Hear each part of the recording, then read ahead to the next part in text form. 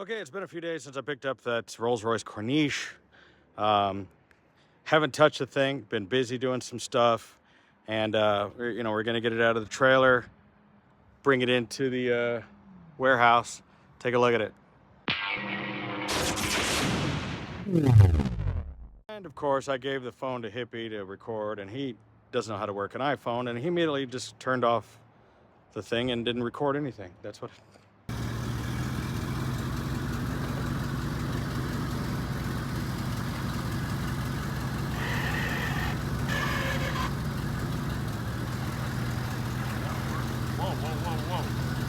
Whoa.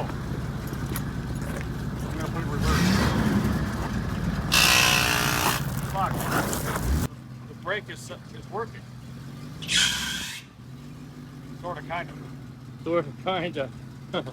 Well, look at that. Oh, maybe when you jammed it in reverse, it fucking did something. Well, no, I put a couple quarts of fluid in there. So it's starting to loosen up or something. Security camera's going. This is going to be pretty tricky.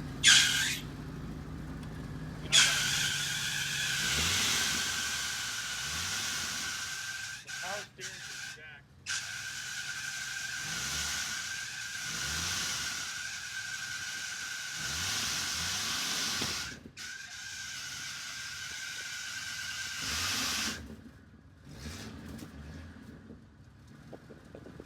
Got it in reverse, but it doesn't want to go. Yeah. Don't gun it and then have no brakes and have no wall. Well, probably just, I mean,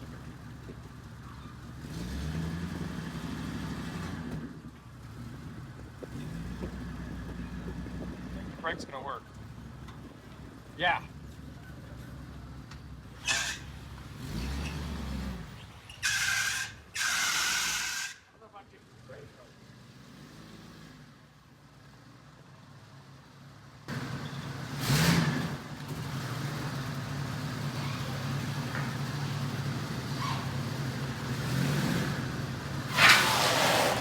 Come on, just, yep, come on.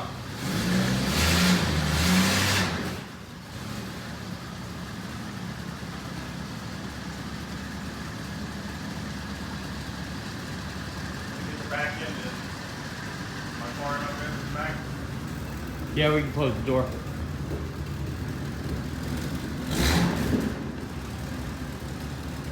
I don't know if any of these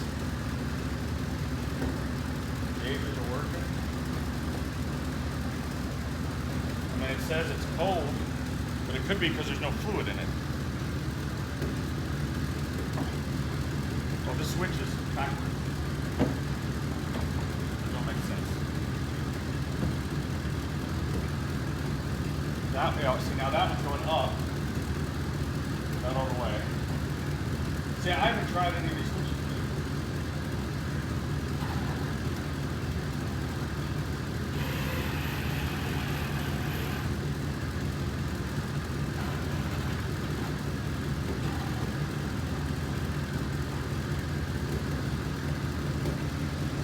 See if we can help that one out.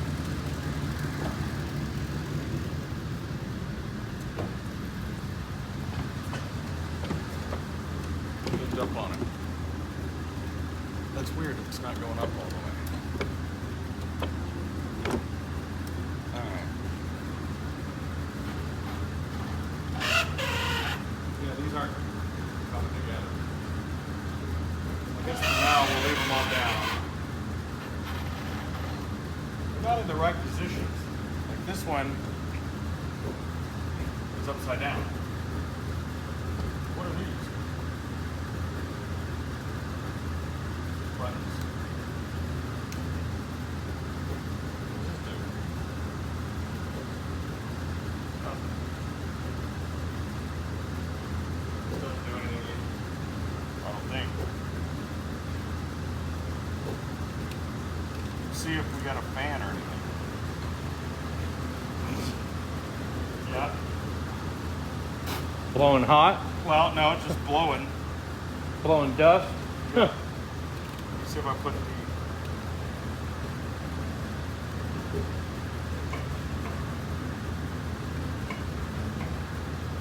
That's supposed to be for the top. It doesn't do anything. Well, I gotta turn this off. It's blowing dust in my eyes. is it locked down or? No. Okay. I haven't tried the headlights either. I don't know where they are.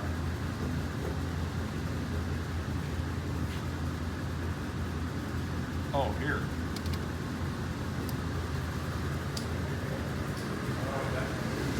Yeah, you got headlights.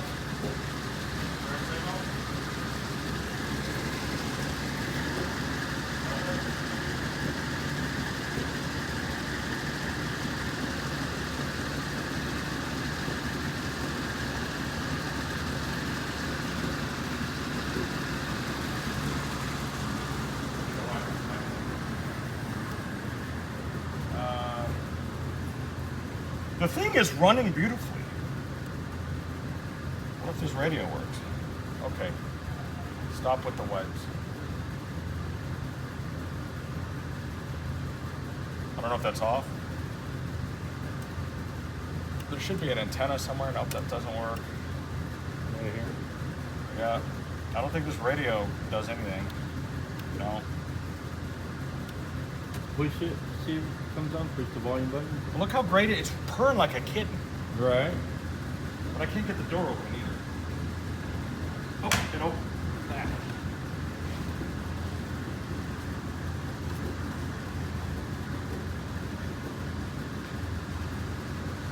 The thing is running beautifully. So maybe it's finally got enough fluid in there to make the brake work. Right. It's not running hot. No, it's running real quiet. Yeah. It's cold. Was this a 73? Yeah. 51 years old? Running perfect. I mean, it's idling perfect. It's not skipping, it's not jumping, it's not smoking.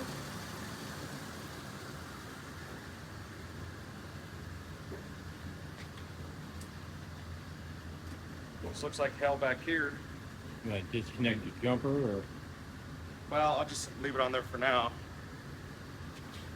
Let's see if it'll run without the battery. That's a good point. I mean, well, I can say that these cables aren't on there really well. See, it's generating power.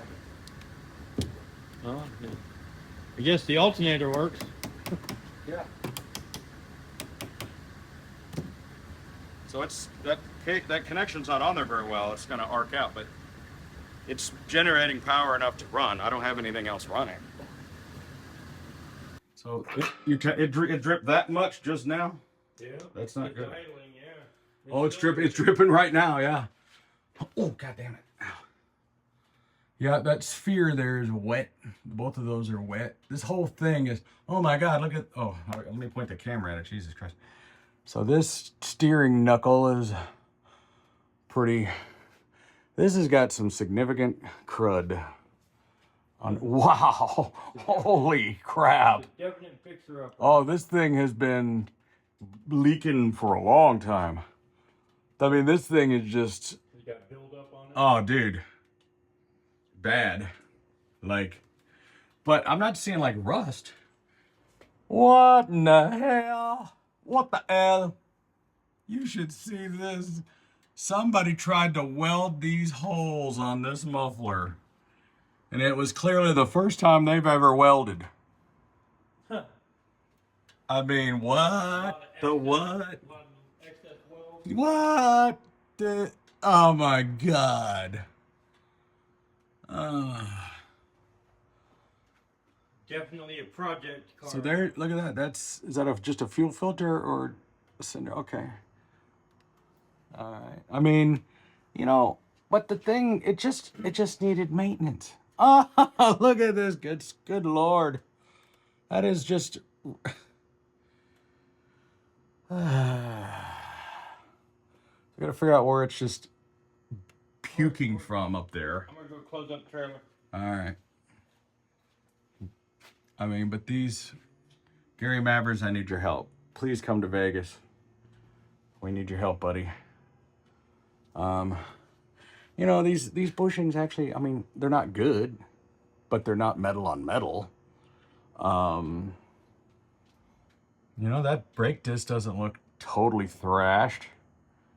You know, it's just a liquid problem.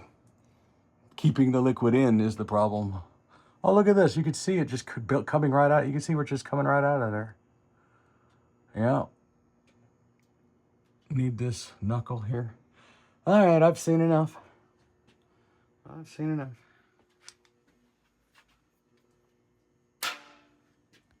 This thing is literally just neglected. I mean, it doesn't seem to have any body rot, body damage. Who knows if there's any Bondo in this thing or not. But it just needs, it's making me wonder, you know.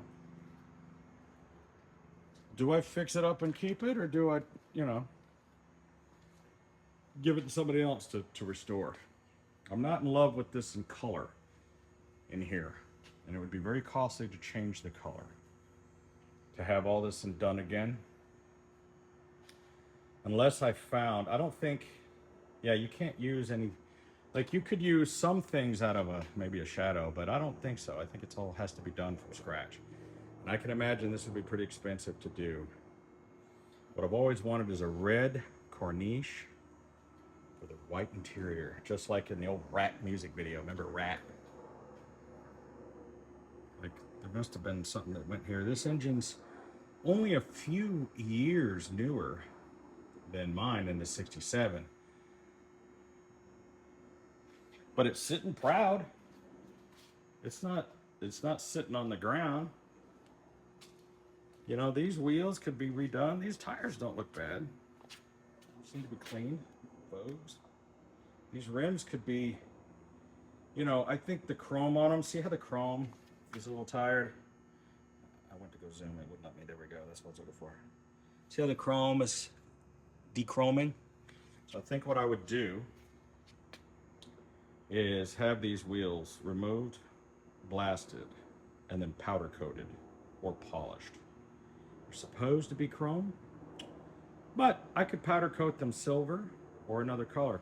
We do have, I mean, we got some little rot separation here, you know, that could be fixed. You know what it is? It looks like that was some damage.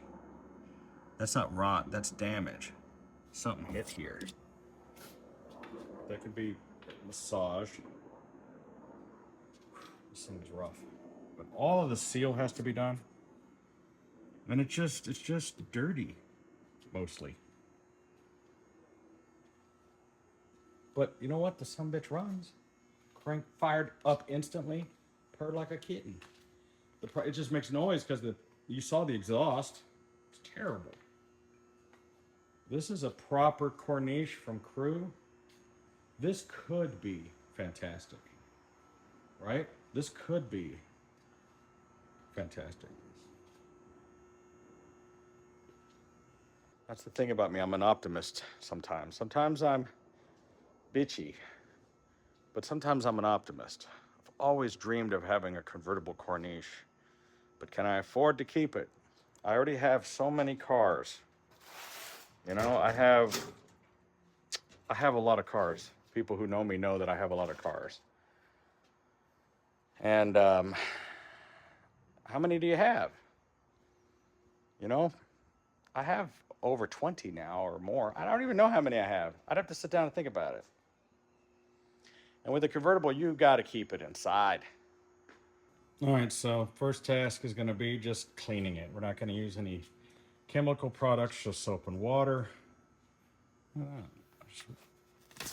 Wow, that's cool. So yeah, just going to use soap and water. Clean the filth off of it. Get it so that you can just touch it without getting dirty. Then because we're not going to do a full detail on it, it's not going to make a difference to do that. Then we're going to start figuring out the mechanical issues of this thing. Now that it has brakes, I think that I might be able to just drive it over to the place that works on them.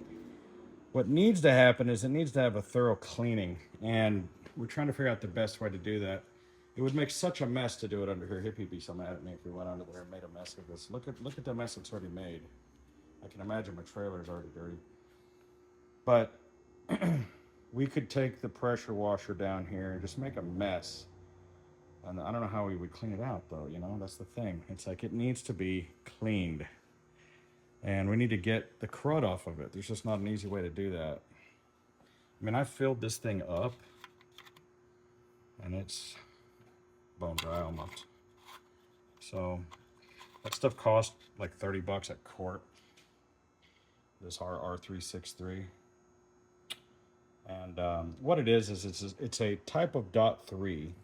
It's specially formulated with a lube, with a castor oil. You can't just mix .3 and castor oil together, but it's a special blend that was made just for the car, because without it, it doesn't have enough lubrication to run the pumps. But with it, you know, and so it's expensive stuff. Just touching this thing, it's so filthy. Yeah, how do you let a car get like this, you know? And this being a Corniche was the most expensive of the Rolls-Royces back in the day, and it's such a base model. Look, it doesn't have any tray tables. It doesn't have the bar in the door. It's pretty basic. So this was a basic stripped-down Corniche. They bought the cheapest one that they could get, 73. Of course, this was one of the early models when they started doing it, and it wasn't quite fancy. But it does have this top, and the top does go. So he said he spent a couple $1,000 buying a new physical top. It just hasn't been installed correctly. What we need to do is take it all apart, take it off. I've watched Gary Maverick's classic obsession videos where he's fixed all this trim and all that. So all this has to be redone. All this seals has to be redone. It's missing the parade boot, which kind of sucks. We could get that made. What I'm thinking of, and I'm gonna catch some hell for this. This is what I'm thinking. I'm thinking that we could sand the body down and get it smooth. Get the cracks, get the physical bumps out. And we'll use primers and fillers to get all this to be physically smooth. And then from there, we'll either repaint it, or I'm just thinking of wrapping it. You can see it's been painted a couple times. See how this beige color is showing underneath, right? So it's been painted beige, tan. But you can also see that the body was once blue. So it's been painted a bunch of times. To do it correctly, like if this car were a true showpiece and didn't have, like, hear me out. And it's like, if this car were significant in some way, owned by a celebrity, or was a really rare model, or something like that, it would be worth taking down to bare metal and doing a full $20,000 paint job or something like that, right? But it's not. You know, you could buy a running driving Corniche for like 50 grand. Now, when you get into the mint perfect ones, the later models into the 90s and things, you're going to spend over 100,000. There's one on eBay, I think it's 175,000. I don't think this was worthy of that kind of a restoration, this particular car. Just being honest. I think the best you could do is to get it running reasonable. Don't worry about trying to get the air conditioning and heat and stuff like that working.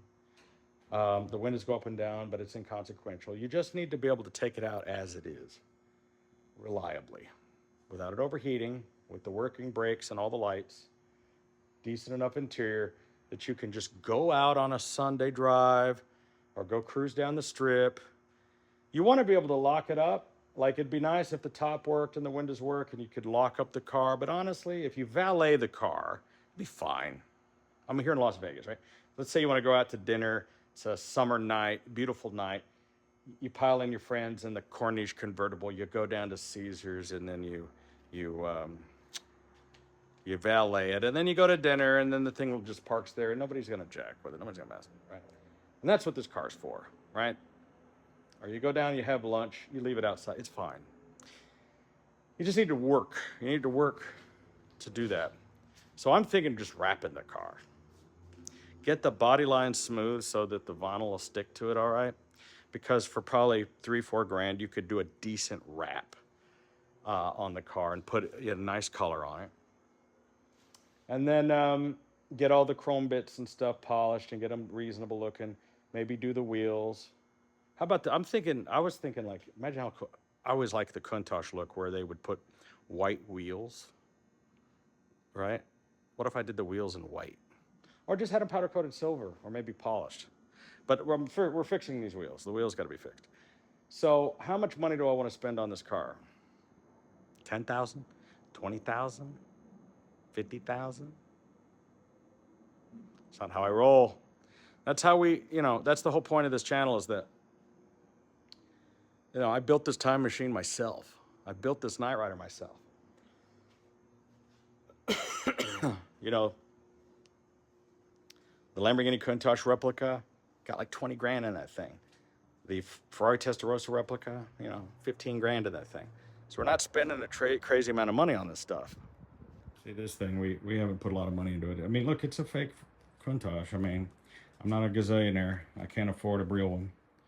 I could afford a real one, but then I would, I could pay off my house or I could buy a Countach. Should I, you know what I mean? So like, this thing is cool. It doesn't cost a lot of money, and I don't drive it that often. It's just fun. It's really more yard art than it is anything. I mean, anybody who owns a real one, they're not driving it. Maybe Matt Farah. He's the only one. But it looks decent enough for conversation. Got a Scooby van over there. I always feel like I got to justify all my stuff because I always got there's always people comments. Everybody's got a effing opinion about everything. Oh, this, blah, blah, blah, blah, blah. Who cares? I'm having fun. That's what matters over here in my little compound, in my little city, in Videobob land. I'm just doing the stuff that I think is fun. The important part about that I try to stress in this particular hobby is this, just try to remember this one thing, right? Is that don't get yourself into like debt. Right? Have your priorities together. My house, my bills. So like I'm not bragging here. I'm not trying to be bragger. I'm just saying like I see people, they get into this hobby and then they don't have their priorities together and then they spend too much money on stuff. And then they end up with things that they shouldn't. So what I'm saying is like make sure that your house is in order. Bills are paid. Pay off your property, pay off other things. Don't get yourself into debt with some kind of a hot rod project or whatever. Know what I'm saying? So what I am bragging about is when I do a project like this, I pay cash for it. Every single car that I own, I pay cash. I don't finance anything. The only thing I've ever financed is this house because I didn't have $1 million in my pocket just to buy it, so I had to finance it. So. But the way I do things is if I want a watch or a pair of shoes or a car or whatever it is, I just pay cash for it. And if I don't have the money to pay cash for it, and by the way, when I say pay cash for it, if your net worth is $100,000 in the bank and then you pay $80,000 for a car, you're pretty stupid. Don't do that.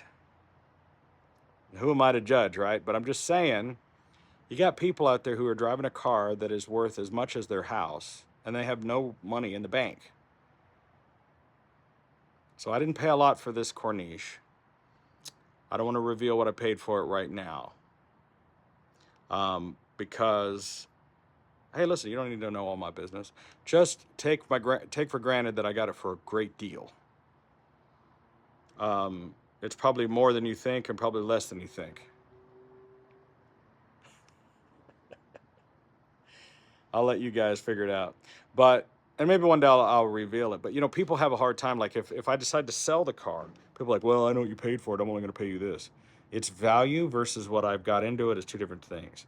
I already know that I'm going to dump $5,000 or $10,000 into this thing real fast. That's going to happen quickly. So these cars can make you go broke fast.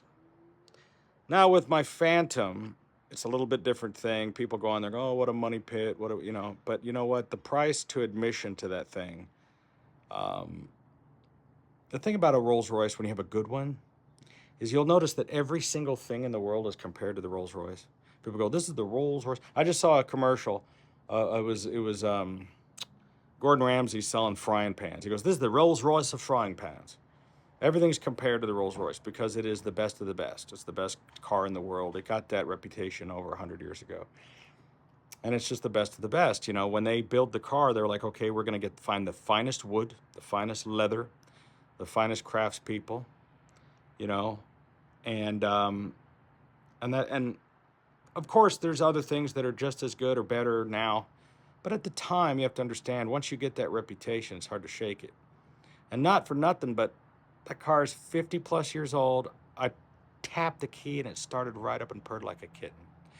That car's only problem is lack of care and maintenance. If it were taken care of properly, stored properly, that car would be a $100,000 car.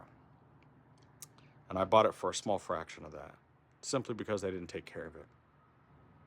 Anyway, if you like this kind of thing, please stay tuned. Subscribe. Gary Mavers from Classic Obsession over in the UK. He's been visiting a friend in LA.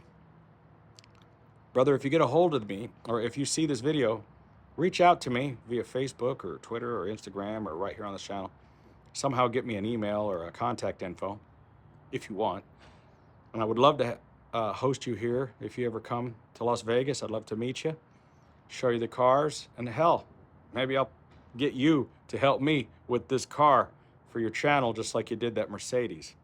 I was very impressed with all your work, and I think that you're a swell chap, and you're somebody I'd love to go have tea with. So reach out to me. Anyone else that's a Rolls-Royce expert mechanic here in Las Vegas, let me know. I've been going to Don's DI over on Boulder Highway. They have been doing some great work for me as well. Now that I know the car has brakes, I think I may do a little bit of work on the car and then drive it over there to them and see what they want to do with the car, because I'm not an expert on this stuff. To me, I'd rather have the experts work on it. Anyway, sorry for the long diatribes. That's how my videos are.